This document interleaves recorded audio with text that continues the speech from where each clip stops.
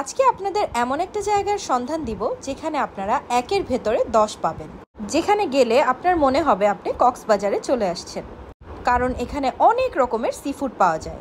আর সাথে পেয়ে যাবেন বিভিন্ন রুটি চাপটি দিয়ে হাঁসের মাংস, গরুর বট, অনেক কিছু। একদম খোলামেলা একটা জায়গা। বাচ্চাদের জন্য কিন্তু অনেক রকমের রাইডও আছে এখানে। আর হ্যাঁ, আপনি চাইলে কিন্তু আমাদের মতো মেট্রো দিয়েও এখানে যেতে পারবেন। সো হ্যালো এভরিওয়ান, আসসালামু আলাইকুম সবাইকে, welcome to my new blog. সেদিন আমরা যাব উত্তরার বউবাজারে। আর যেহেতু এখন মতিঝিল থেকে উত্তরার মেট্রো রেল চালু হয়েছে, আর আমাদের একবারও যেহেতু যাওয়া হয়নি মেট্রো রেলে কোথাও, তাই আমরা ভাবলাম যে এবার যেহেতু উত্তরাতে যাব, তাই আমরা মেট্রো রেলে করেই যাব। প্রথমেই বলে নিই, মেট্রো রেলে যেতে হলে কিন্তু আপনাকে অনেক সময় হাতে নিয়ে যেতে হবে, কারণ টিকিট কাউন্টারে অলওয়েজ অনেক ভিড় থাকে। আমরা প্রায় 1 ঘন্টার মতো লাইনে দাঁড়িয়ে মতিঝিল থেকে উত্তরার টিকিট নিয়েছি, কিন্তু টিকিটটা কালেক্ট করার পর কিন্তু আপনাকে একটু ওয়েট করতে হবে না, আপনি কিন্তু সাথে সাথেই ট্রেন পেয়ে যাবেন। সো আমরাও সাথে সাথে ট্রেন পেয়ে গেলাম। মেট্রো রেলে ওঠার পর কিন্তু মনেই হয়নি যে আমি বাংলাদেশে আছি, মনে হচ্ছে দেশের বাইরে কোথাও চলে গেছি। মতিঝিল থেকে উত্তরা সেন্টার পয়েন্টে যেতে কিন্তু 25 মিনিটের মতো সময় লেগেছে আমাদের। আর এই 25 মিনিটই কিন্তু আমরা মেট্রো রেলে অনেক সুন্দরভাবে উপভোগ করেছি। আর মতিঝিল থেকে উত্তরা সেন্টারের ভাড়া হচ্ছে পার পারসন 100 টাকা করে। উত্তরা সেন্টারে নামার পরে 20 টাকা রিক্সা ভাড়া দিলেই আপনাকে নিয়ে যাবে ওরা বউবাজারে। এই তো আমরা চলে আসলাম উত্তরার দিয়াবাড়ি বউবাজারে।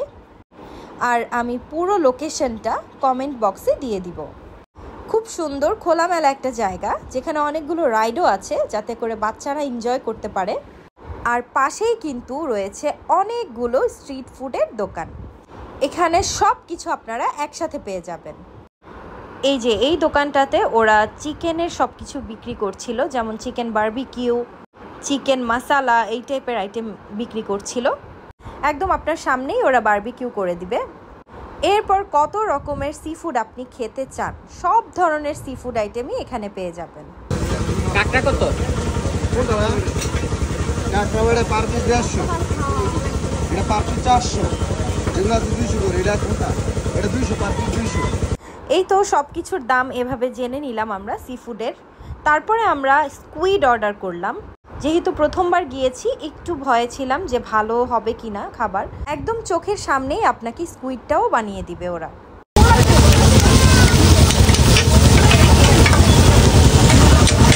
এই যে চলে এসেছে আমার স্কুইড। এটা 6 পিস ছিল স্কুইড, যেটার প্রাইস ছিল 200 টাকা। আর যদি এটা টেস্টের ব্যাপারে বলি, তাহলে 200 টাকার হিসাবে এটা কিন্তু অনেক মজার ছিল। স্কুইডের পাশাপাশি আমরা এই স্টলটা থেকে লেমনেড নিলাম। লেমনেডগুলোর পার গ্লাসের প্রাইস ছিল 30 টাকা করে। আর লেমনেডটাও মোটামুটি মজারই ছিল। আমাদের মেইন উদ্দেশ্য যেহেতু ছিল গরুর বট দিয়ে বা হাঁসের মাংস দিয়ে আমরা রুটি দিয়ে খাবো, তাই সি ফুডটা আর বেশি খেলাম না। আপা হাঁস কত করে? লাইক করে তো। হাঁস 250, বট কত করে? 180। আর ওইটা কি ওই পাশে? গরু কত? গরু 250 আর 180। হাঁস হচ্ছে 250। এটা কি বট? হাঁসের সাথে কি আছে?